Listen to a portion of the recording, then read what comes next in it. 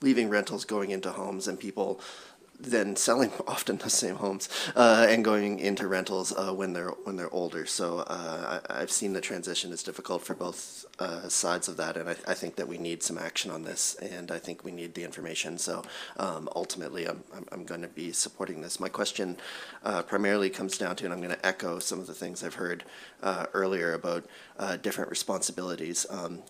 I do believe we're acting on this as a municipal government because we are close to the people and we're hearing that pressure like immediately. So the answer on this, and I think I was given the mandate in my district to do this, is say yes, act on this, follow through. We need more data, and let's action housing that is more affordable across the spectrum of what affordability means.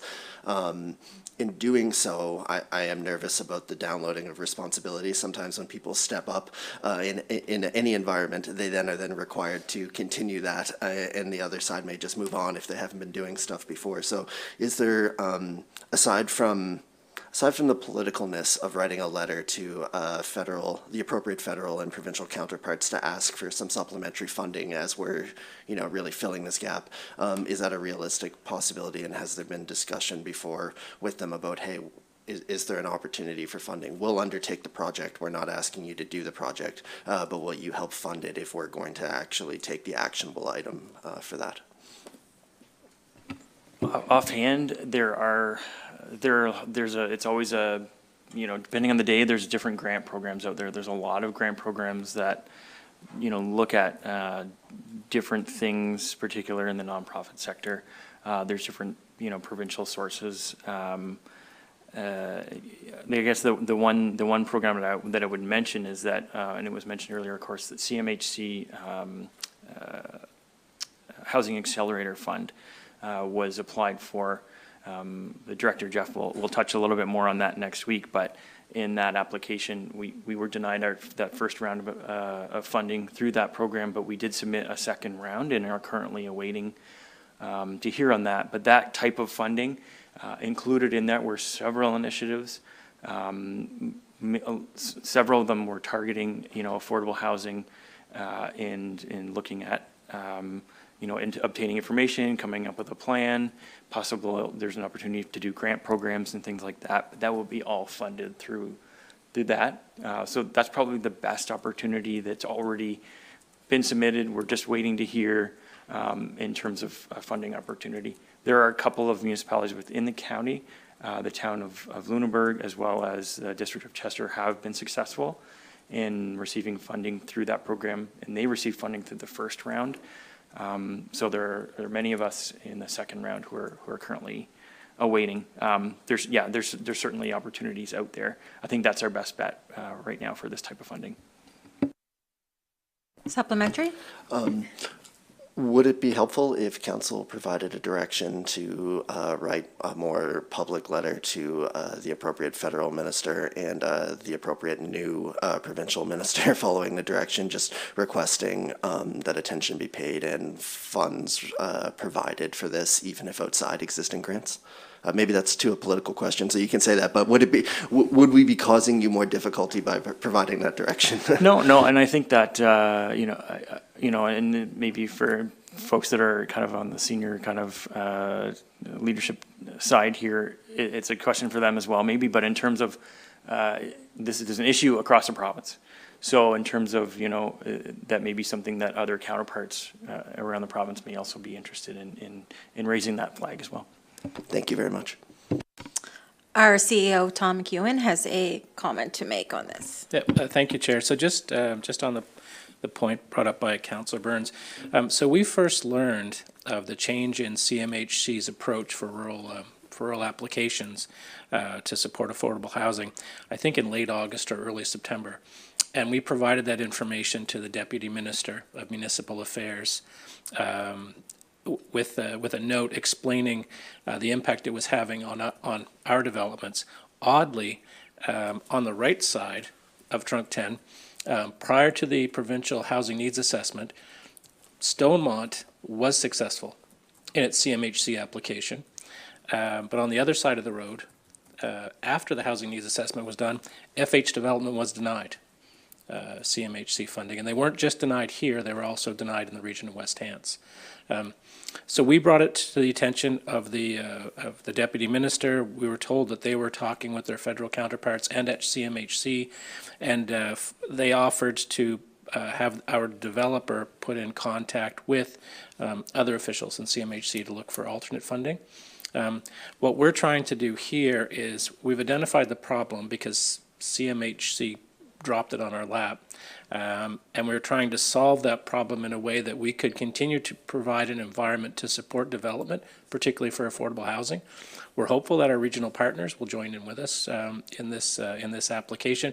We recognize that housing is not traditionally a municipal jurisdiction, but the reality is it's something we have to deal with. And we've been trying to support it in Osprey Village, working directly with developers, and this information would allow us to sort of continue in that vein. So we're very hopeful that the Housing Accelerator Fund application will be looked on favorably this time. We'd put a lot of effort into working with CMHC. Jeff and his team had a number of Teams meetings to find out what the priorities were, what our application should highlight. We took their advice. We put, again, a great application together, so we're hopeful. And that will provide us with additional funds to create more tools to support development of particularly affordable housing in this area. Councillor Smith? My question was already addressed. Councillor Brooks? Does anyone actually have currently the gold standard of this kind of data mining? I mean, if we're going to take this on and invest this, and we're going to do a better job than the province with less resources, are we confident that if we go out to contract this, that we're going to get what we want?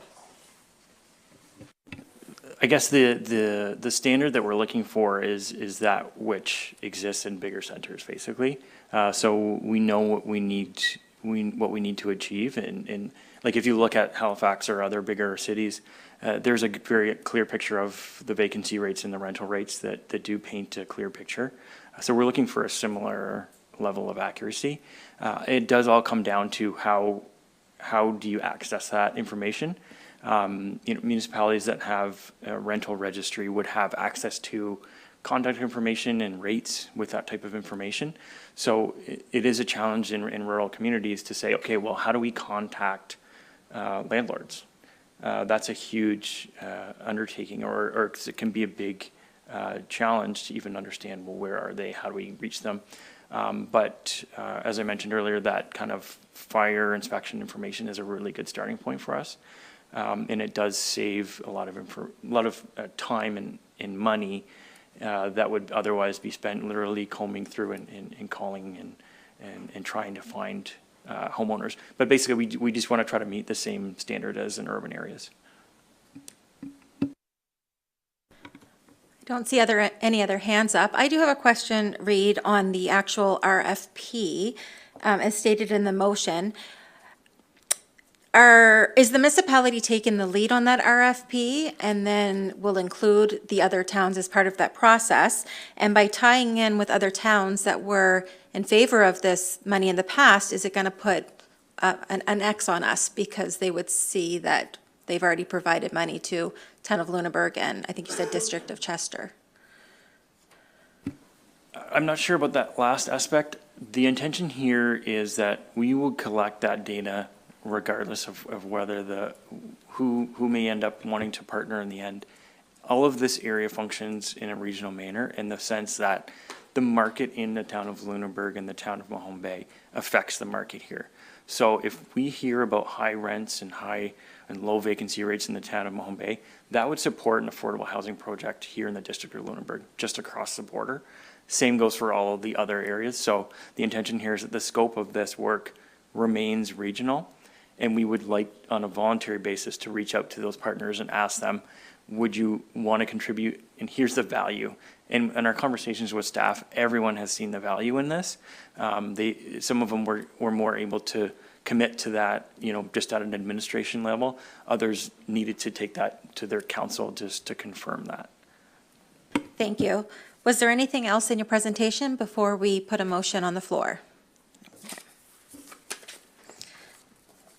Councillor Brooks, would you be prepared to bring that motion forward?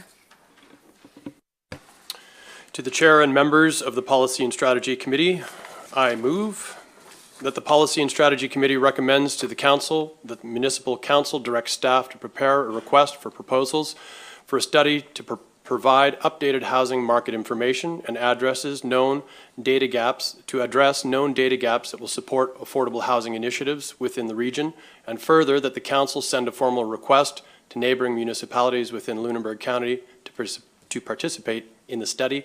I so move. Is there a seconder on that motion? Councillor Bell. Any further discussion? All those in favor? Opposed? Motion is carried unanimously. Okay. The next item on our agenda is item 10.3.2, improving energy efficiency in homes. Anna B. Jane, Manager of Climate Change and Sustainability, will be taking the lead on that. Welcome, Abby.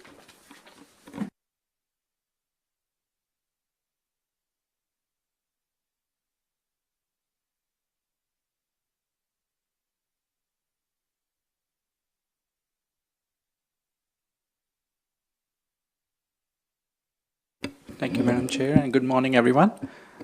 Were you going to share my screen?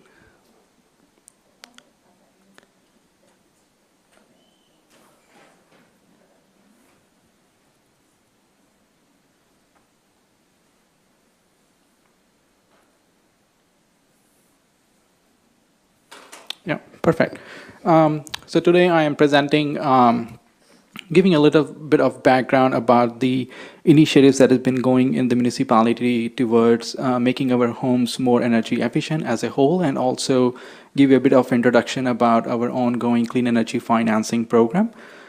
So I'll go over this content. So I'll provide you a bit of a background, some of our climate actions that we have been undertaking as part of our local climate change action plan, what we feel, what is the role of government, different levels of government towards these initiatives. Some introduction about our own ongoing clean energy financing program, what are the program's current statistics, and what are the challenges that we've been facing in scaling the program, and what are recommended best approaches to address those challenges, and will conclude my presentation. And please feel free to ask questions, stop me as I go by presenting. So a bit of a background, municipality declared climate emergency back in 2019. And as part of declaring emergency, Council decided to join Federation of Canadian Municipalities Partners for Climate Protection Program. It's a 5 milestones program which provide a guiding framework to municipalities to walk through 5 milestones, basically doing a baseline emissions inventory, which we have completed, as can be seen in the graph on the right, which shows where our mostly community emissions are coming from. So it's been primarily broken down into 4 sectors. Residential sector accounts for majority of the emissions, accounting for almost 51% of our community emissions, equivalent of 160 kilotons of carbon emissions. It is followed by community vehicles, which are being driven in our municipality, followed by commercial institution and industrial buildings, which accounts for about 15% of our emissions profile, and is followed by community waste. Following completing of our inventory, total emissions in 2019 was 314,000 approximately tons carbon dioxide equivalent. Councillor DeLong, you have a question or a comment? Yeah, thank you very much. Could you break down responsibility for GHG emissions, like what municipalities are responsible for versus the federal government, and why it falls to municipalities? There is no, thank you for that question through Madam Chair to Councillor DeLong. There is no as such set in stone anywhere that what part municipality will take over, or what part like other levels of government will take over in combating our emission levels. But there is certainly a different role that each level of government has to play as we try to do initiatives to address those emissions. But there's no as such set in stone like these sectors or these emissions would be responsibility of municipalities, and that there's no as such set in stone. Yeah, so we are responsible rather for community emissions such as tailpipe emissions and so forth. Is that correct? Yeah, so through again, Madam Chair, to Councilor DeLong, we as a municipality is making efforts to reduce our emissions, but we don't really have as such control. We are following the federal mandates, provincial mandates, and also have our own climate targets through which we make efforts towards providing support to our residents to reduce their emissions through different initiatives. That's what we are hoping. As collectively, 3 levels of government, collectively we're trying to achieve carbon neutrality by mid-century, but each level of government is playing their own roles within their different authoritative jurisdictions. Thank you very much. Yeah. Moving along, so post-completion of our emissions inventory, we work towards developing a climate change action plan. So it's like once we know like where our emissions are coming from, which sectors are responsible for our mostly carbon emissions. So what do we do now? How do we help our community reduce those emissions from those sectors? So we developed a 10-year strategic plan that was adopted in 2022 to help our community become carbon neutral by end of mid-century, by 2050. So the plan itself is broadly divided into 2 chapters. The chapter 1 focuses on community climate action, basically helping reduce emissions within municipality on the community side. And the chapter 2 is corporate climate emissions, which is geared towards emissions that are controlled by municipalities' own operations, like municipalities' owned facilities, fleets, etc. So today's focus is mostly on the community climate action. Bit of an overview. So the community climate action, we have certain targets. Like we have phased down our approach as we try to achieve carbon neutrality by mid-century. So we have set some short-term targets. So we hope to achieve 30% of our emissions reduction below 2019 levels by the end of this decade, about 65% reduction by 2040, and achieve carbon neutrality by 2050. Some of the highlights of the key climate actions that have been outlined in our community climate action plan are retrofitting existing residential and ICI buildings, expanding our electric vehicle charging infrastructure, enhancing public transit services, improving waste management and promoting a circular economy, and so on. My presentation is going to focus on retrofitting existing residential and ICI buildings, and specifically the Action 1 of the Climate Action Plan, which is geared towards retrofitting existing residential buildings. So as part of the plan, we have set a goal that we would want to retrofit 1,400 homes to net zero by 2030 through various avenues that we have available, or tools we have available, through our own municipal CEF, which is Clean Energy Financing Program, provincial home warming program, as well as other available programs.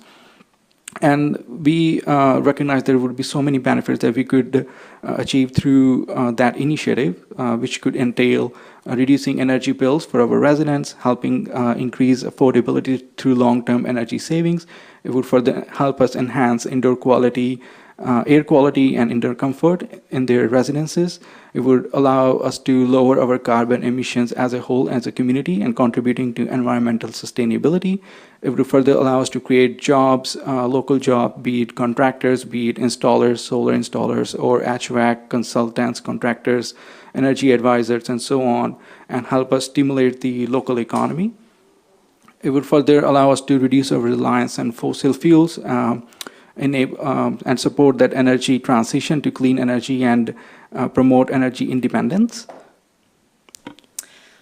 Abhi, before we move on to the role of government, this might be a good chance to break for our flag-raising ceremony to respect those from the public that are here to participate in that, and we will resume after that. Thank you.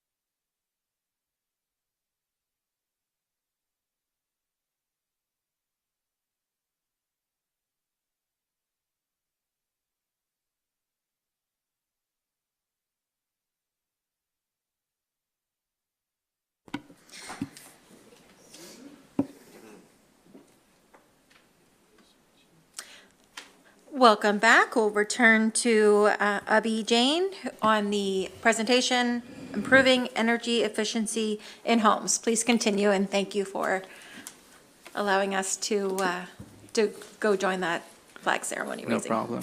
Thank you, Madam Chair. So continuing with my slides, I was speaking about the role of government, that each level of government has their own role that they are playing in helping our homes become more energy efficient over the time.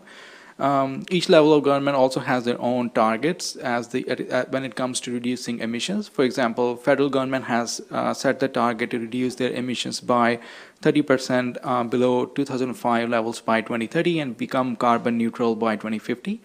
As part of their efforts, they've been running several programs. Some of them are, for example, oil to heat pump affordability program, which provides $15,000 to homeowners who are looking to switch from oil-based heating systems to installing electric heat pumps.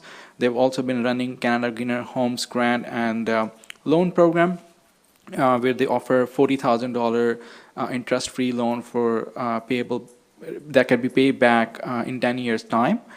At a provincial level, Nova Scotia has also set a target to reduce their emissions by 53% below 2005 levels by end of this decade and become again carbon neutral by mid-century. Some of the programs they've been running, one of them is a very renowned home warming program, which is geared towards low-income homeowners or residents, helping them do installation in their homes and other clean energy upgrades.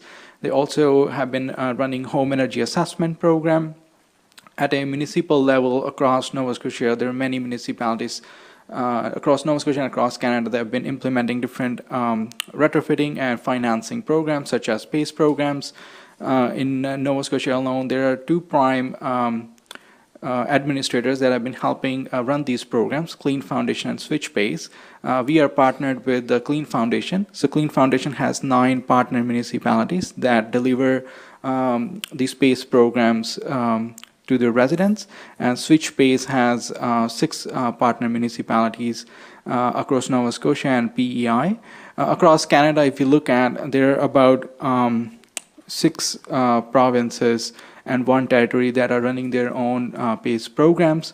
5 of them have enabling legislation that allows municipalities to establish these programs and provide them to residents. Nova Scotia was one of the first province to enact that legislation back in 2010. Speaking of our own clean energy financing program, which is, as I mentioned, is administered by Clean Foundation, which is a NGO. Regarding some of the terms and what upgrades are eligible under the program, there are many. The list is exhaustive. As mentioned in my slides, not all the upgrades are included here, but some of them includes insulating your homes, draft proofing, installing energy efficient windows, doors, heat pumps, also installing solar panel systems, electric vehicle charging stations, or electric thermal storage systems. In terms of financing terms, we provide up to $20,000 that the homeowners can borrow, or up to maximum of 15% of their assessed property value. In regards to financing term, they can repay or they can pay us back in 15 years, and the interest rate is 2% annual on the amount they borrow. In terms of eligibility requirements, homeowners may qualify as long as they have detached, semi-detached, or a row house in our municipality. Multi-residential buildings are not eligible through the program, and all the property owners give consent to participation in the program. They also have to meet 1:1 debts to saving ratio, which typically means like every dollar you borrow, you have to save minimum $1 through energy savings through those upgrades. So for example, if you spend $5,000 in installing a heat pump, you should be saving $5,000 over a 15-year period minimum as part of this program. And the residence has to be located within the municipality, and the property also has to be in good standing with respect to municipal taxes, rates, or charges. Regarding current program statistics, the program was it started back in 2016, and so far we have retrofitted about 8 40 homes since 2016 up until September of 2024. And we have financed over $470,000 approximately through the program. And as of September, currently there are 37 homeowners who are in progress or ongoing through the program and at different stages in the program. If we compare ourselves with other Clean Foundation partner municipalities in regards to number of homes we have retrofitted, we rank second in the table, followed by Town of Bridgewater. Town of Bridgewater has so far completed 69 homes, and MODL has 40, followed by New Glasgow and other municipalities since 2016 and up until September of 2024.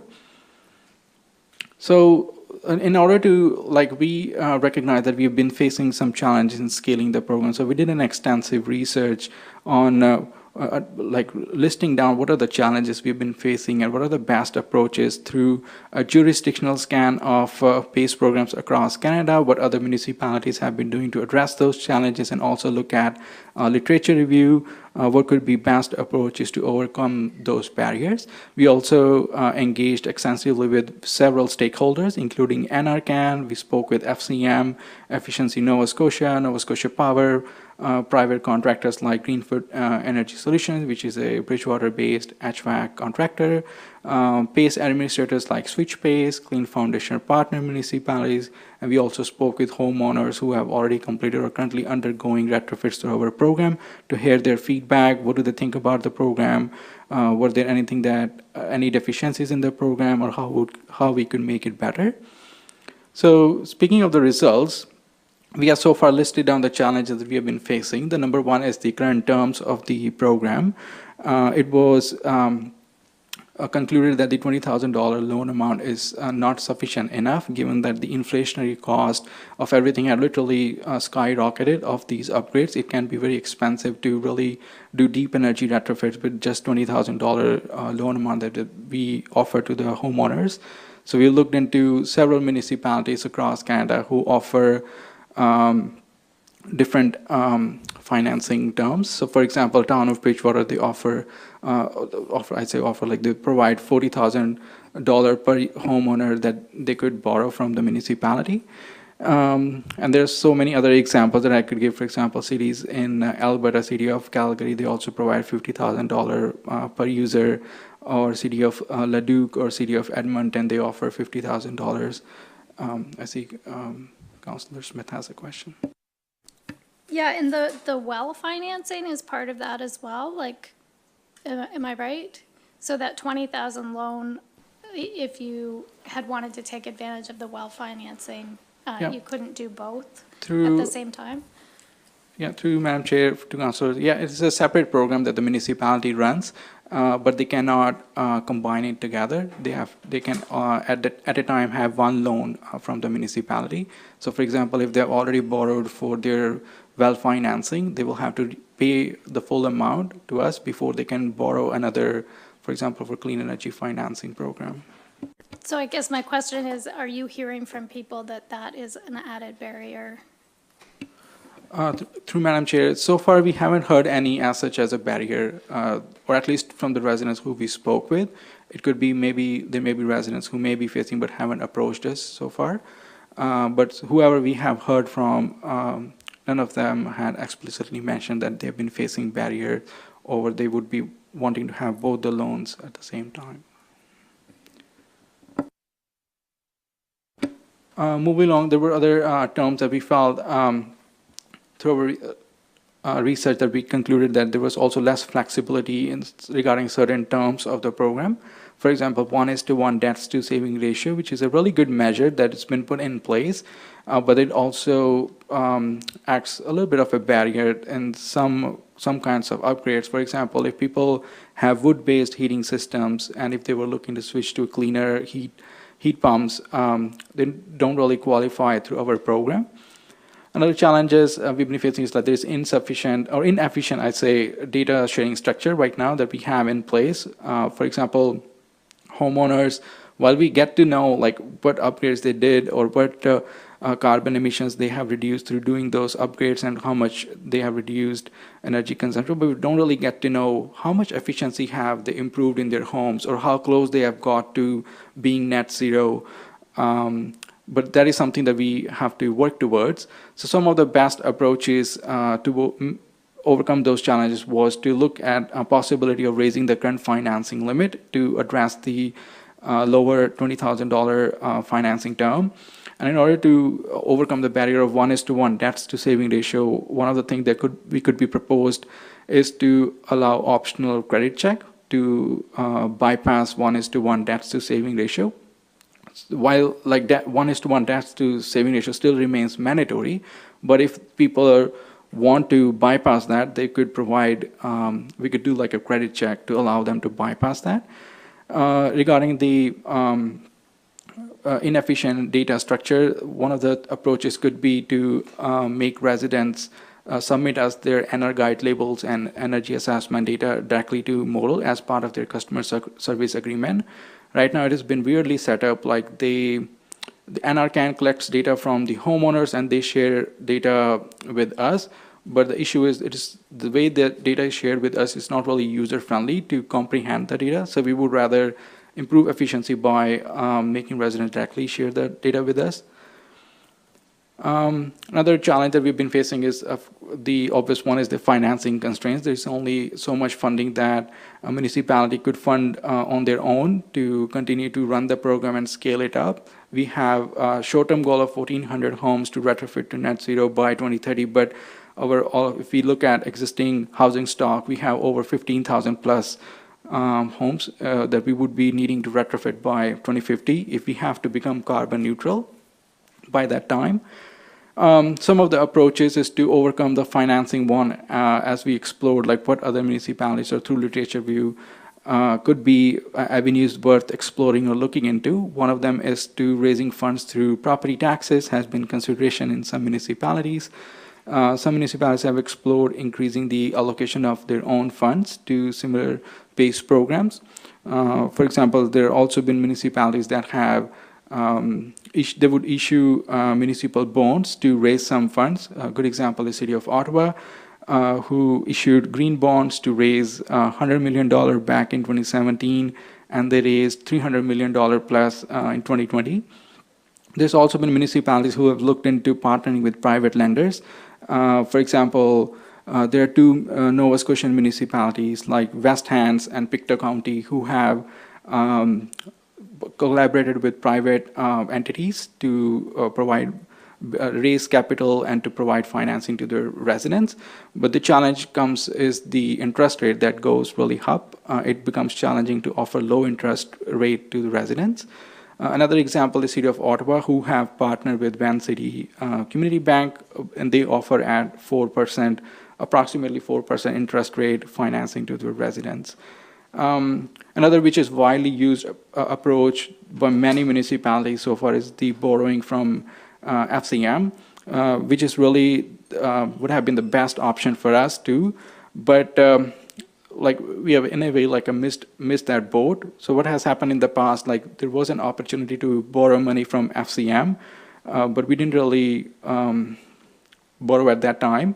But we had engagements with FCM a couple of times through our research, during our summer research, and they were explicit that they would not be interested in providing any more funding to the traditional PACE programs. They have changed their norms, and they are now looking for some more innovative approaches that be clubbed together with the traditional PACE program that we have been offering, should we wish to receive funding from them.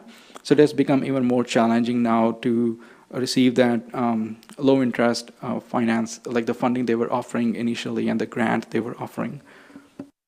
Councillor DeLong. Thanks. What kind of innovative program was FCM referring to when you were speaking with them?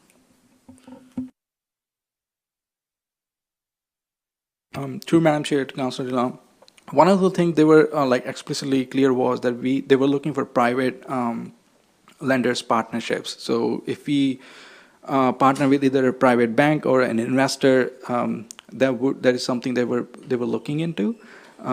we did propose them, like, we were interested in building a online portal for residents that could provide or improve navigation services as they maneuver around through these programs, but that was still not innovative enough.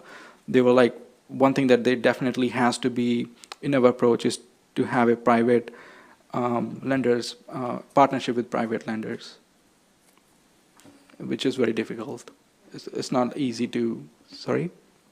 Sorry, did they give a rationale for that? I think the obvious one is to, like, they also have limited funding. They only can give so much to municipalities. They have already provided quite a lot of money, what they also say, to Atlantic municipalities. Now their focus is more towards the west side of Canada.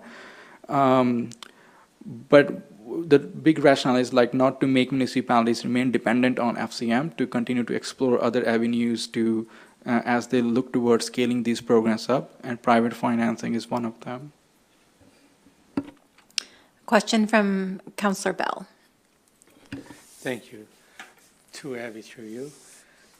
I found it interesting that the City of Ottawa issued bonds to raise funds.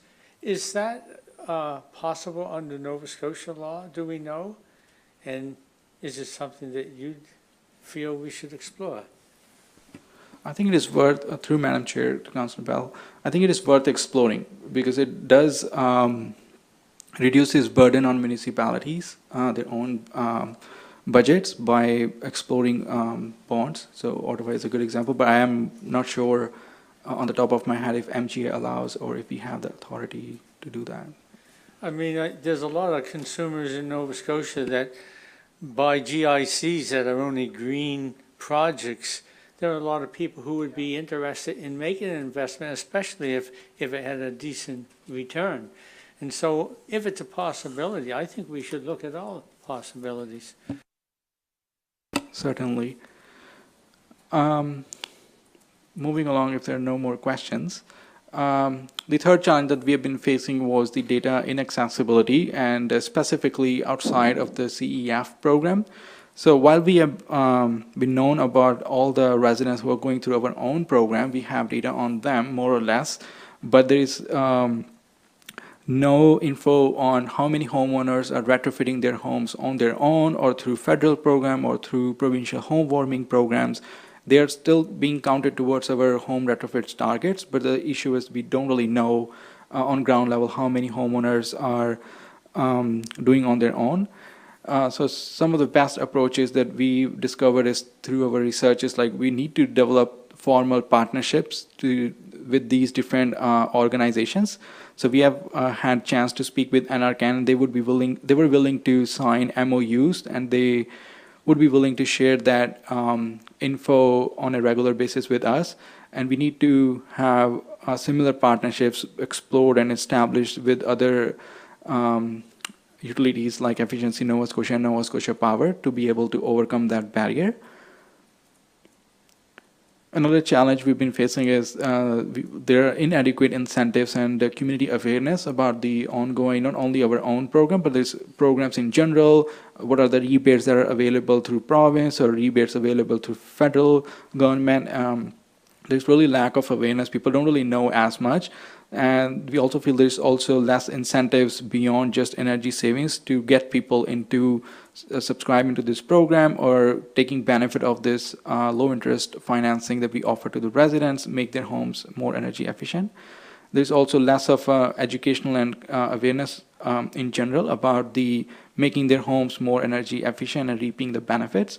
And there are also certain things that we are limited by MGA. For example, we did explore if we could provide some, for example, tax breaks to residents who become or make their homes more energy efficient, but we can't really provide directly tax benefits to those. We are limited by what we could do through MGA. But some of the best approaches we explored was, one is to recognize homeowners, for example, through a lawn sign campaigns where homeowners who may have already done retrofits by installing putting a lawn sign would allow or open door for opportunity to speak with their neighbors and promote the program, create awareness amongst community members. Also offer educational sessions to residents and increase promotion and awareness of the rebates they could benefit from, or like, for example, oil to heat pump program, which could be really beneficial for low income or medium income families, and our own program. And also maybe explore offering free home energy assessments to our residents. This is something we confirmed with our municipal advisor that we could do through our MGA, that we could offer free home energy assessments. And it not only provides an incentives for them to know in general residents about their housing profile, where their energy consumption, what are the sources of their energy consumption, what are their major sources of emissions, and what they could do to reduce their utility bills and save cost. But also provides us data in general through offering free home energy assessments.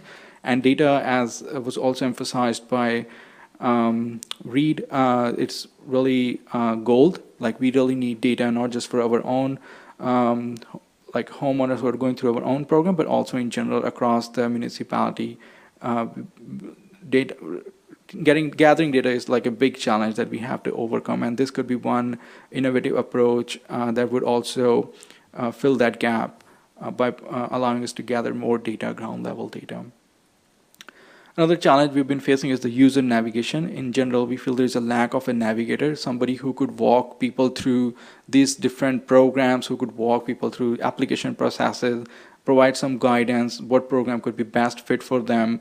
There is no a dedicated navigator who in place, and it could be an overwhelming process for a general resident to understand what are the different programs available and how to apply and where to go to and whatnot.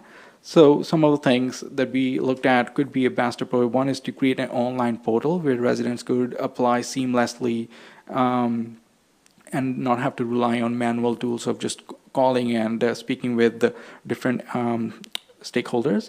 And online portal could also help them bring more transparency in the process. They would know about how their application is progressing if they were to apply to our program, but also in general, what are the other rebates available that they could benefit from. Also provide a step-by-step guide for our own CEF program, and create a navigator or establish a navigation services that could help our residents to maneuver around these different programs that are available through different levels of government in general.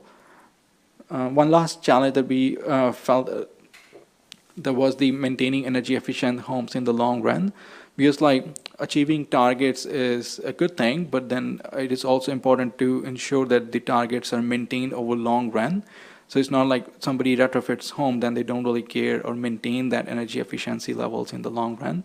So right now we don't really have that like long-term energy efficiency tracking. We really lack that. There's also absence of net zero retrofit standard. For example, people may be retrofitting, but they may be doing like only tiny upgrades. For example, they just may be replacing lighting with the LEDs, or maybe just doing the installation, but there could be some other deep energy retrofits they could do that could really bring down their energy consumption levels. But since we haven't really defined what net zero really means, it creates a bit of a confusion around like what do we really mean by net zero. Like each municipality defines on their own. For example, Halifax, they say net zero would be a home that has reduced once a net zero, like deep energy retrofit would mean like a home that has reduced at least by 50% their energy consumption would be considered as deep energy retrofit. Bridgewater, for example, they define it as 53%. If a home would reduce their energy consumption levels, could be defined as deep energy retrofit. So I think we should also have some standard and define what do we mean by deep energy retrofits, or in general, what do we mean by net zero retrofits. There's also insufficient consideration of household energy use. So the more we know how people are using or being impacted by high prices of different utilities, the better we will be able to serve and cater our or tailor our program to their specific needs of homeowners. So to overcome some of those challenges, the best approaches that have been found is one is to implement a data tracking system to monitor long-term energy efficiency of those homes who retrofit either through our program and in general across municipality. Also develop a clear retrofit criteria to also not only guide homeowners so they they follow or support a path towards net zero homes, and also look towards assessing energy usage impacts to design retrofitting program that not only helps us meet our target, but in general also meet residents' needs, ensuring affordability and reducing energy poverty in our communities. So those were the high level, like, of the 6 challenges that we've been facing in scaling the program up. And to summarize, overview of past approaches, the number 1 is to review the current terms of the CEF program and improve on the deficiencies and make the program better, and also explore a mixed approach to financing the program and how do we raise funds, increasing data accessibility and access viable incentives, and offer educational sessions to create more awareness about the program and other rebates that the homeowners could benefit from, and also explore developing a user-friendly guide and improved navigation services, and conduct further research on how people use energy in their homes that could dictate how or what kind of changes should we make in our program that are more tailored toward local needs of our residents. I think that's it from my presentation side. Thank you. Questions, comments from councilors? Councilor Smith. Thanks so much for this presentation, and I'm really happy to hear you talk about things for us to consider in terms of scaling up, because I know that, all of us heard during the election about affordability, and this is one of the key ways that we can help our residents save money on energy costs. I did just want to mention that the Navigator is something that I see as really necessary, because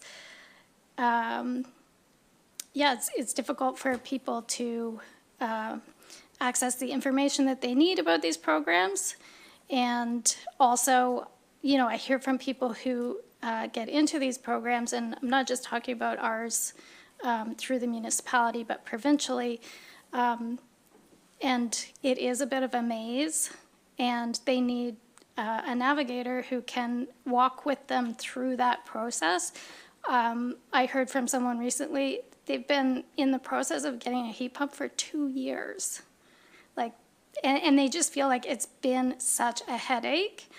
And when their neighbors hear about this, they're not really inspired to go ahead and take that initiative themselves. And also then they were supporting a family member who is also going through the same process, and they're like, this family member is in their 90s, and who's advocating for them or helping them navigate the programs? So yeah, I just wanted to say I really see the need for a navigator and hope that it would help people access programs at each level. Thanks. As you've stated, Councillor Smith, about what we've heard in the doorsteps and an aging population and not everybody being able to access resources on a computer, it can be like a foreign language. So I think that's, as well, I agree with you, a key piece to that. Councillor Burns. Hi, thank you very much for the presentation. My question is just so I can help communicate this piece to residents as they ask about it. The pool of funds from where the loan comes from in the first place, is that like a loan out of capital reserve? Does the municipality borrow the money at a certain rate and then loan it out? And if that's too much for right now, I would gladly accept an answer later if it's going to keep us here over time. We have our Director of Finance. Yeah, our Director of Finance, Elena Wenzel, will take that question. Thanks for coming back to the mic. Certainly not a problem. We actually use our own operating reserves for that. And so council made a determination that they would offer the loan at 2%, which is lower than what we actually earn on those funds. So you are tying up your own municipal money over the course of the loan. Sorry.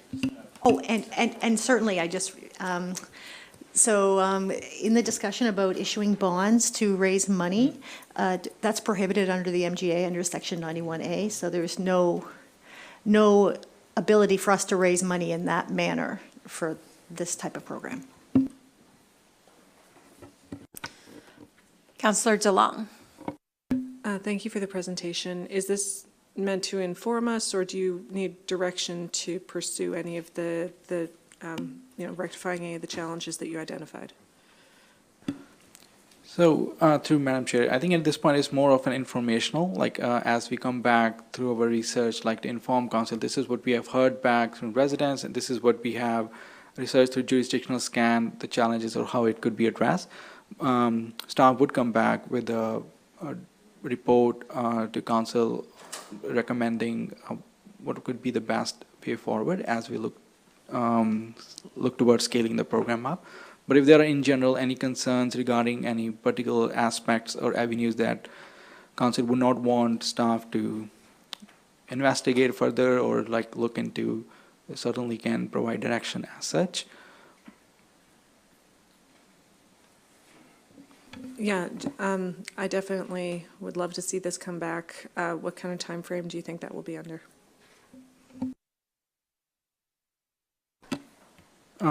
Through Madam Chair, I think we would try to bring it as early as possible. It would be discussed, I believe, during budget deliberations anyway, like for the next upcoming fiscal year, like as we look for how much funds should be allocated or budget we should allocate for the next fiscal year. But I'm hoping before March I could come back with a report to like if now I must be clear, like whatever because this is not like something that could be done overnight. It has to be phased in. There are several approaches that would needed to be investigated in detail. So, but certainly some things could be phased in, and staff could come back with some of the things that could be implemented as early as possible, and some of the things that could be phased out at a later time. As such, yeah. Any additional questions or comments? Mayor Elspeth Weil. But my question is a kind of a numbers question. Early on in the background information, you provided the breakdown for residential buildings and the emission levels from residential buildings. And I look at the numbers of households that have actually been affected by this program, and it seems very small given we want to reach 1,400. Can you give me what an average household home would contribute to emissions? Yeah, to Madam Chair, on an average it depends like on how bigger the property is and what kind of energy source they're using. For example, if it is an oil-based energy source, they would have a bigger carbon footprint, so it could amount anywhere between 15-20 kilotons carbon dioxide equivalent.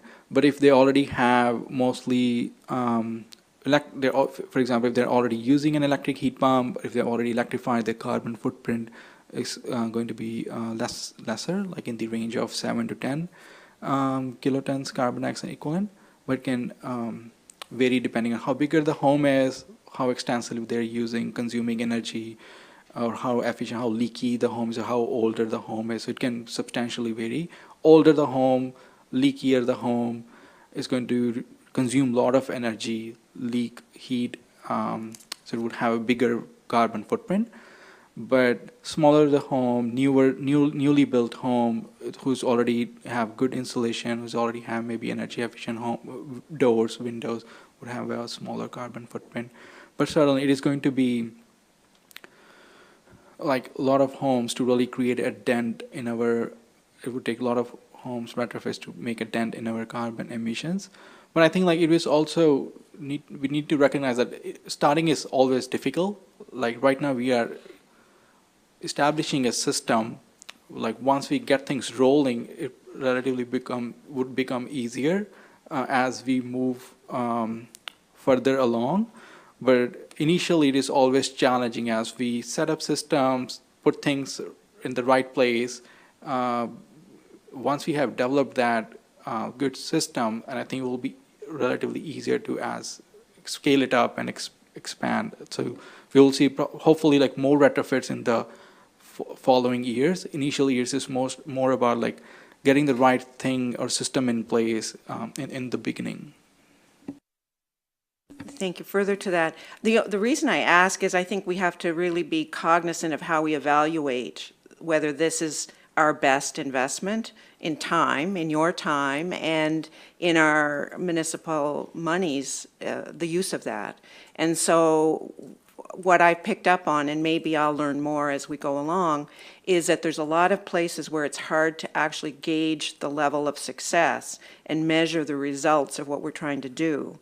That worries me a little bit in how we evaluate the success of this and how effective it's going to be on an ongoing basis. On the surface, it seems like we should be there, but if it isn't, if we can't monitor it and we can't measure the effect, then maybe our resources would be better used some other way. I understand it's early days in this, but when I just look at the numbers and trying to reach 1,400, and there's lots of holes in the program from other people involved in programming at the provincial and federal levels, then it becomes very difficult for us to evaluate the level of success in actually investing our resources in this. Yeah, through Madam Chair, I think like the homes that we retrofit, we have clear data on those homes who we retrofit through our programs. We can clearly tell like how much emissions we have reduced or how much energy consumption we were able to reduce and so on. But when it comes to averaging out, like, because we don't know what homes, until those homes retrofit, we can't really tell like how much emissions we would reduce. For example, if the next retrofit project that we take up is a bigger home, like 5-bedroom home, like a bigger, older home, we would have a bigger reductions. But if it is a smaller retrofit next upgrade, it would have like lesser impact. But in general, like we know, like overall, this is how much emissions that are being emitting through our residential housing stock, and we have to start somewhere to to start retrofitting these homes, even if it is like one home at a time at a smaller scale, but then scale it up as opportunities arise. I have two final speakers. Councillor Brooks. This is going to be a longer conversation, so I'll keep it short. But my biggest concern about what's going on and with your department in specific is, and a big reason I was elected to this position, is to try to combat feelings over facts. So to the point about accountability, about how we're spending and what is the result. I mean, I think we're not having full conversations, and I think we weren't hired to use taxpayers' dollars for feelings. So let's look at the rebate for heat pumps. So you're asking people to get a rebate, you're asking taxpayers to give their taxpayer dollars to other individuals to get off oil to move to a heat pump, correct?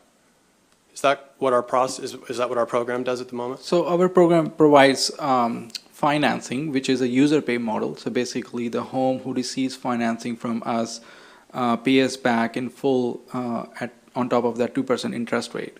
Right. So the rebates that are offered by the province or the federal could be combined with that financing. Those are all numbers and those are finances, and I really do appreciate that. My concern is it's meaningless if our goal is about carbon reduction. So in a province where we still generate half of our electricity from coal, how honest are we being when we give a rebate to go from oil to a half-powered coal electric heat pump? So through Madam Chair, I think it is a,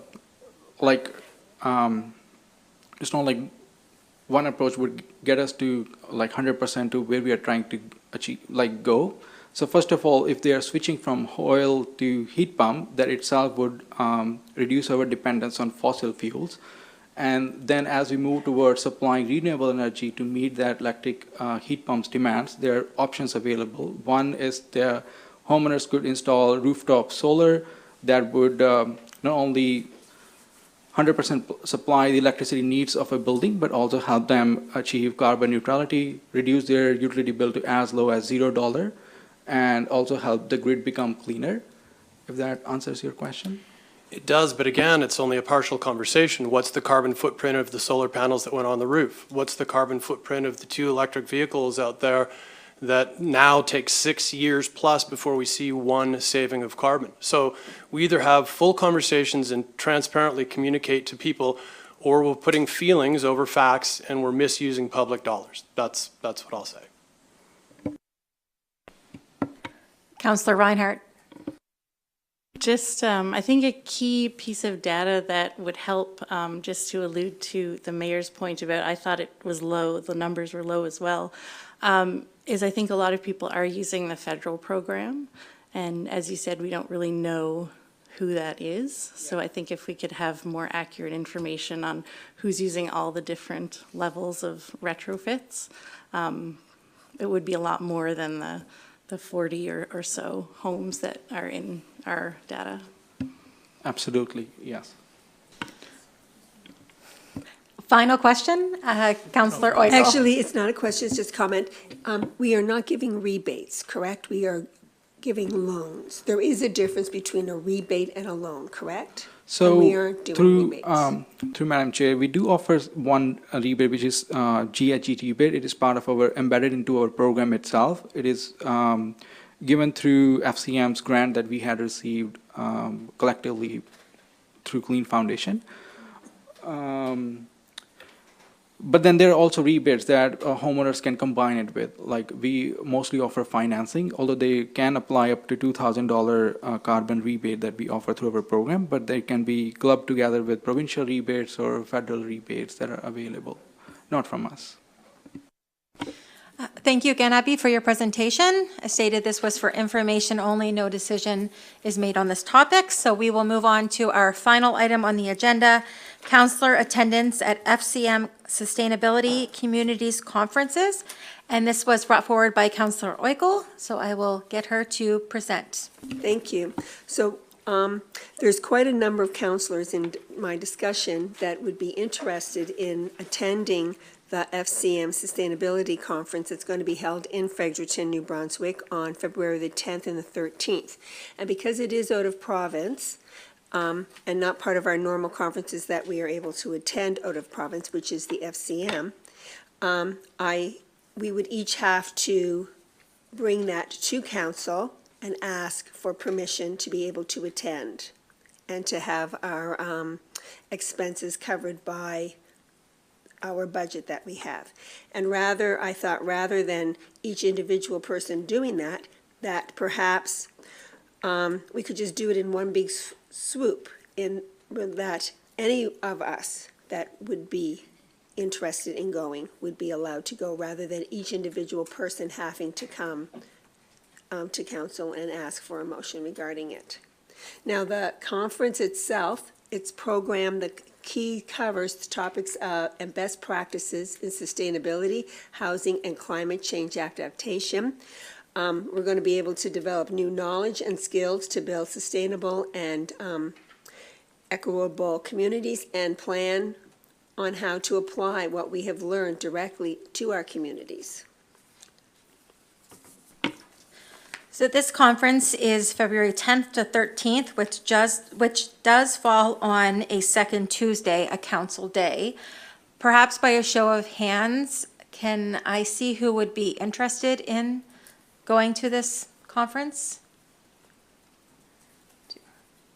And we've already given approval to one council member, so recognizing that as well. That would leave us with 3. And I'm just going to... Allison did put her hand up. She just put it up shortly. as well. Yeah, I'd be interested, but I have questions. Okay. Anyway. One moment as I consult with our CAO.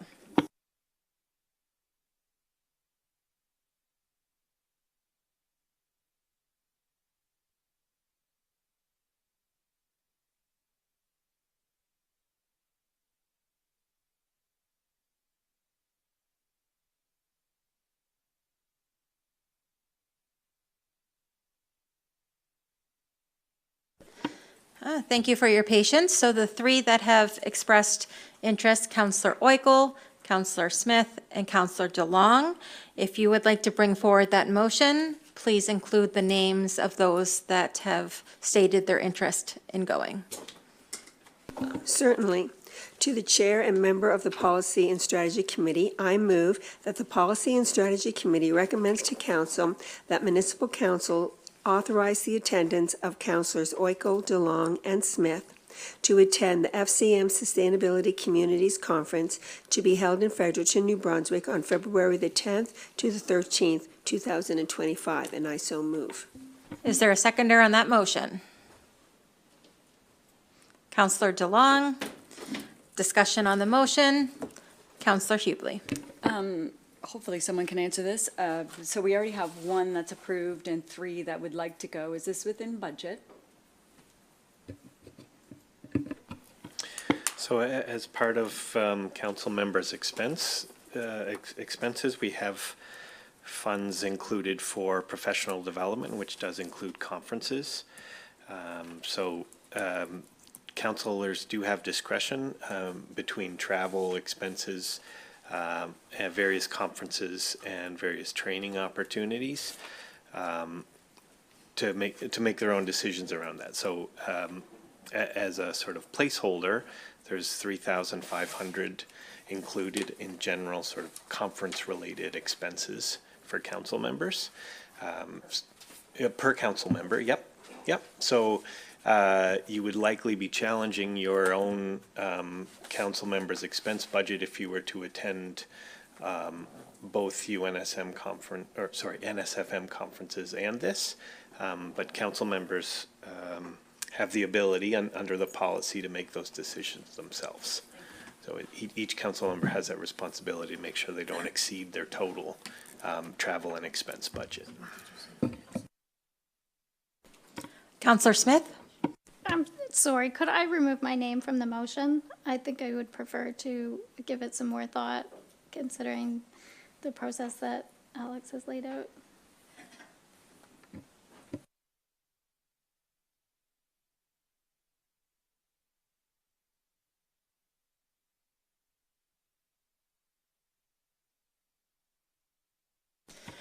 So in order to do that, we would just need a motion to amend to remove your name from the list. I move that my name be removed from that list. Motion to amend. And seconded by Mayor McLean-Weil. Discussion on the amended motion. Hearing none. Oh, it's all right. Counselor DeLong. I'm wondering that, given that we would just need to make a request to council to attend this conference, and we have discretion over our own budgets, if it makes more sense to just remove this motion altogether, and should we wish to attend, we can just make that motion. I don't like having more time to look at how much this costs versus the NSFM conference in the spring. Your council expense policy requires any travel outside of the province to be authorized by council. So you have discretion to use the allocation that has been given to you in the budget with the limitation that you can't travel outside of the province on council business, expense it without getting that authorization before you go. Councillor Oikle, speaking just to the amended motion. Right, just for information, I do believe that the spring conference would be in the new budget for 25-26. If people were concerned because of their expenses. So you would just be considered what you've already gone to in 23-24. Correct, except for 24-25, so the spring conference, yes. Yeah, and then 25-26 is the next one if we keep rolling. Any more discussion on the amended motion? Hearing none. All, you have your hand up again? Given that I did attend FCM in that budget period, I don't know that I would be eligible for this then. FCM budget is an additional allocation that's included for each of the members that get designated by the nominating committee.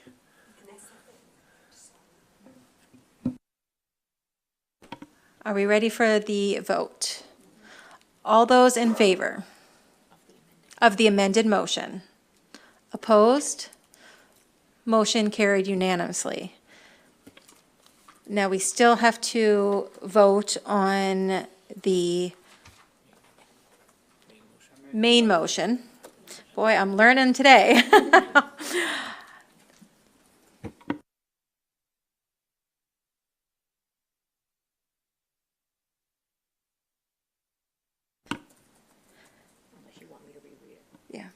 Just for clarification purposes, we're going to reread the first motion so it's clear to everybody what we are voting on. That the Policy and Strategy Committee recommends to Council that Municipal Council authorize the attendance of Councillors Boyko, DeLong to attend the FCM Sustainable Communities Conference to be held in Fredericton, New Brunswick on February 10th to 13th, 2025. And we had a mover and a seconder, so opening it up for discussion on that original motion. Seeing none, all those in favor? Opposed? Motion carried unanimously. Okay. That concludes our agenda for today. Can I get a motion to adjourn? Councillor Bell, seconded by Councillor Hubley. All those in favor? Opposed? We are now adjourned. Thank you.